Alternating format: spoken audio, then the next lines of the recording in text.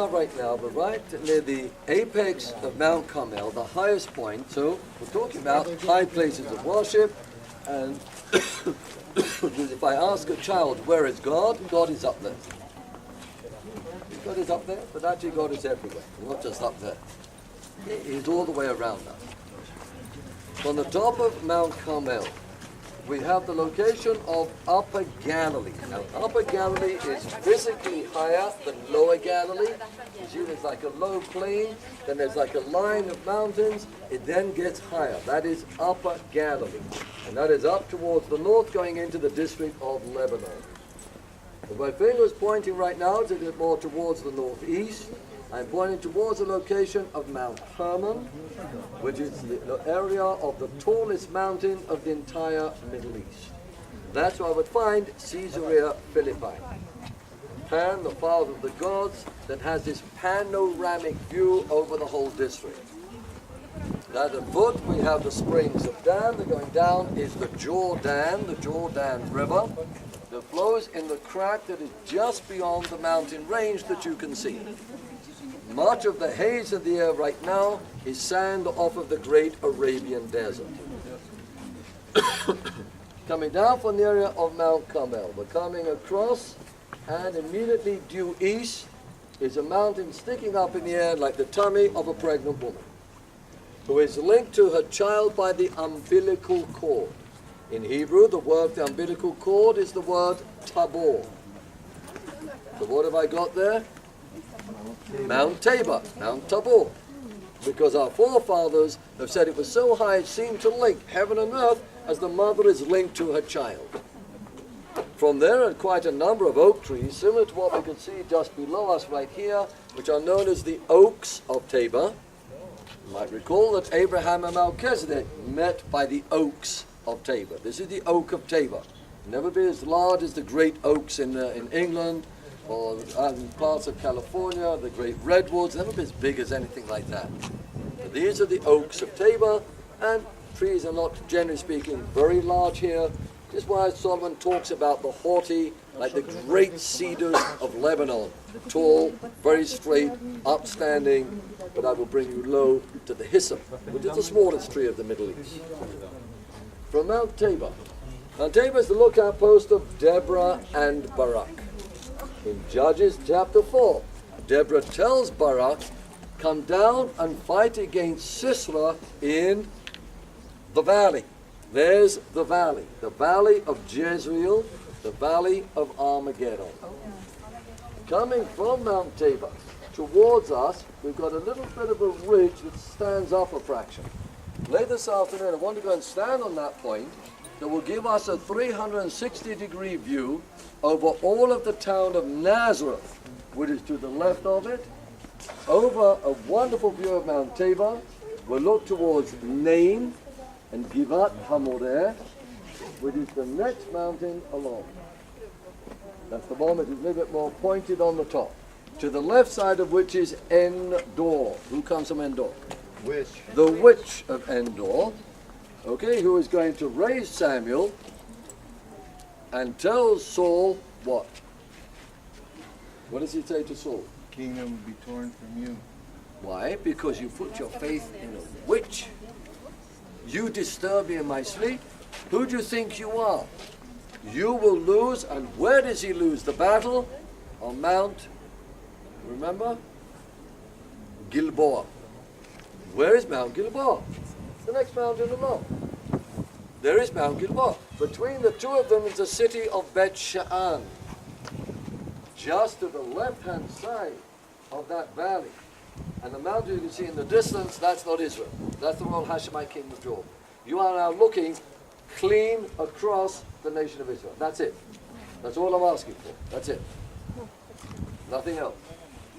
But just to the left side, at the foot of the area of Givat Hamoreh, or the hill of Moreh, is a place called Shunem, where there was a lady that kept opening up the chamber for the visits of Elisha in 2 Kings, who gives her a child that was hit by sunstroke. I'm surprised he's going to find it. She laid him in the upper chamber.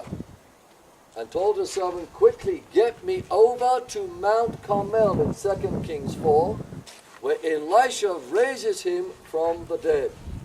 We see an almost identical story to Elijah from Mount Carmel going up into Zaphat, which is next door to me, up towards Tyre and Sidon, Lebanon. It's just over there. So in point of fact, I'm really pretty much looking across the northern kingdom. We also have from Shunem the young girl that is put into King David's bed. The Bible very nicely puts it, she was ministering to him. What does that mean? It means you're trying to get him sexually excited. That's what it means.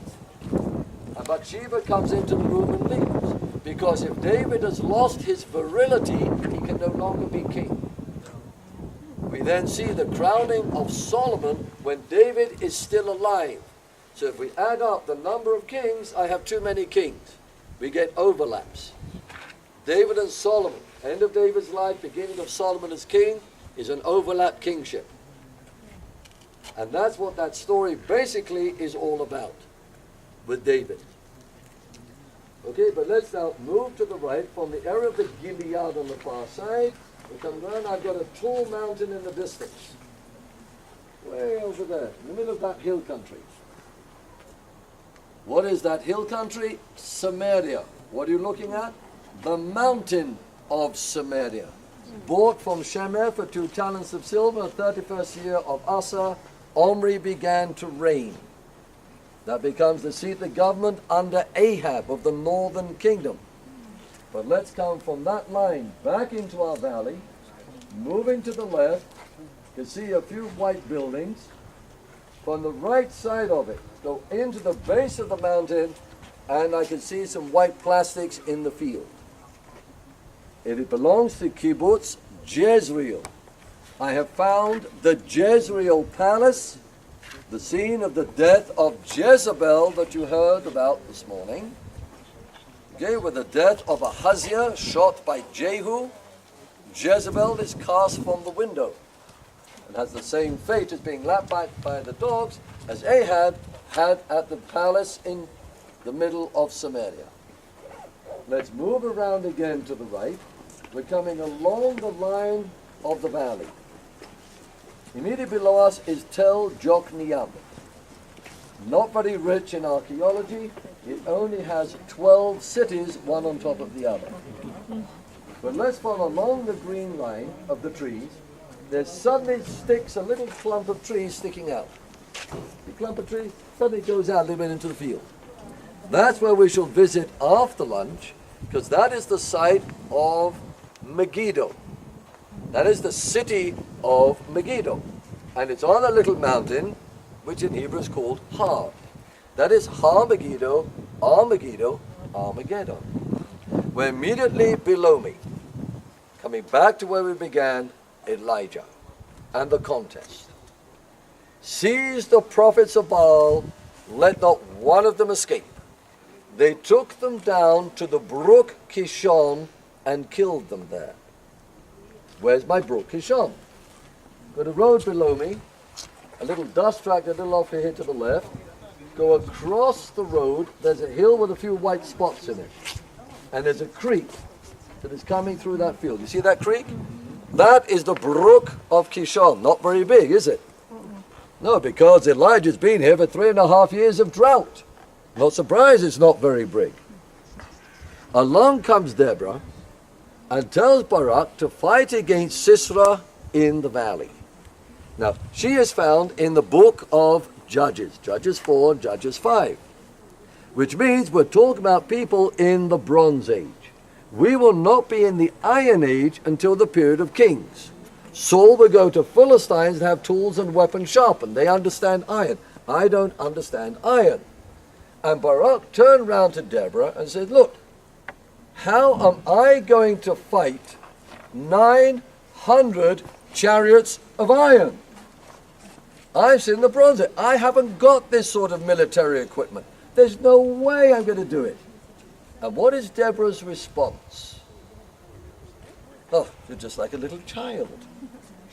And how do you teach a child? Well, usually you'd probably sing a song to them. So the kings came and they fought the kings of Canaan at Taanach by the waters of Megiddo. They got no spoils of silver. From heaven fought the stars, and their courses they fought against Sisera. The torrent Kishon swept them away, the onrushing torrent, the torrent Kishon. March on, my soul, with might, then loud beat the horses' hooves with the galloping of its steeds. What's happened to my brook Kishon? Torrents of the Kishon? What's happened? From heaven fought the stars, and the courses they fought against Sisera. A cloud burst.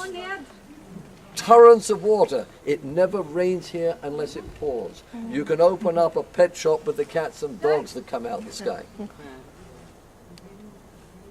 What's going to happen to a chariot of iron after a long, hot, crispy summer that is entering into a malaria swamp when there is a cloud burst? He's going to get bogged in the marsh, and the blood is going to rise to the horses' bridles. Welcome to the valley of Jezreel, the valley of Armageddon that now lay below you. Because we're now touching on this afternoon's journey. And so when Elijah told his servant, look towards the sea. Where's he going to have to go to look towards the sea? Has to turn his head. It's over here. Here's the sea. There's the coastline. Okay. Just a little bit down, you can still see the three towers. There's Caesarea. But there's the Mediterranean. What do we say? Where's my wind and rain coming from? Okay, we're now starting putting some of what we've already heard about. Remember the cross line we put over the country? Wind and rain from northwest coming from Europe. The servant said, I see nothing. He said, look 7 times. And he sees the cloud the size of the palm of a man's hand. Maybe it was the hand of God intervening. When Elijah said to Ahab, gird yourself up, there's the sound of rushing rain. And out ran the chariot of Ahab from Mount Carmel to the palace of Jezreel. He would have done very well in the New York or Boston Marathon. He just outran a chariot for some 25 miles. And he has to get there before the rains. But he's going to turn it back into a marshland. Can't run across a marshland. So he has to get there before that. Because now the rains are coming. And so we're at the site of where Elijah brings the children of Israel back to the one true God. Who is the very last character mentioned in the Old Testament? Elijah. Elijah. You're right, the last prophet, the book of Micah, and the last verse, Elijah will come and turn the hearts of sons to their fathers, the hearts of fathers to their sons, as I smite you with a mighty blow. We turn the page and it says, New Testament. So if I go back to Mount Hermon, who do men say the Son of Man is? Some say John the Baptist. Some say Elijah. We'll always see these two together because John says the Messiah has come. Elijah says he's coming. You go to a Jewish family, the eve of Passover, what are we reading? Malachi. Okay, you've probably heard the ceremony of the child going to the door. Open the door for whom? Elijah. Because he brings with him the Messiah. He is the forerunner of the Messiah. So we'll always see John and Elijah together. He is coming, he has come. What has Jeremiah got to do with my story? He's the only prophet of the Old Testament that speaks of a new covenant. Or one of the other prophets. Doesn't bother to mention them. But those are 3 very important characters. Elijah, John, and Jeremiah. But then of course goes on, and who do you say that I am? You are the Christ, the Son of the living God.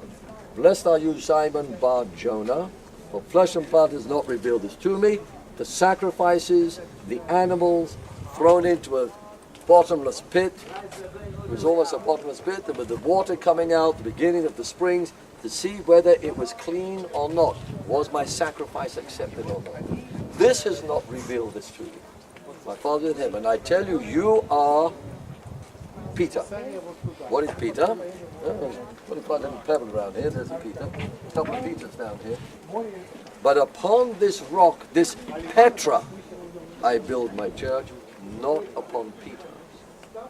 And this is where we now see a difference of the Catholic Church that is centered in Rome, built on who? Peter. On Peter. But Peter was crucified upside down.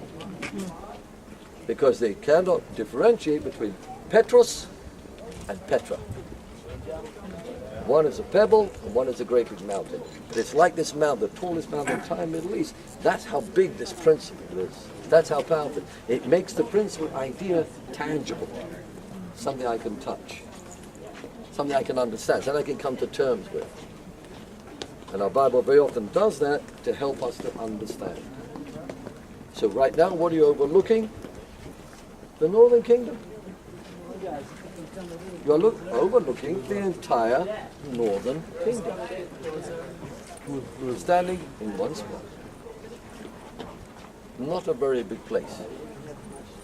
That is why most Israelis, when they go to America, they get in a plane in New York, fly for 4.5 hours to LA. They cannot understand when my jets are crossing here in 45 seconds. That's it. On the other hand, it's difficult for you to understand how close our biblical locations really are. And they weren't getting around by planes. They were getting around on foot. Except, of course, the flight of the Holy Family to Egypt. When the boy had to do that painting, he put Jesus on one wing with Mary and put Joseph on the other wing, and the teacher says, and who's the fellow inside? He says, that's Pontius the Pilate.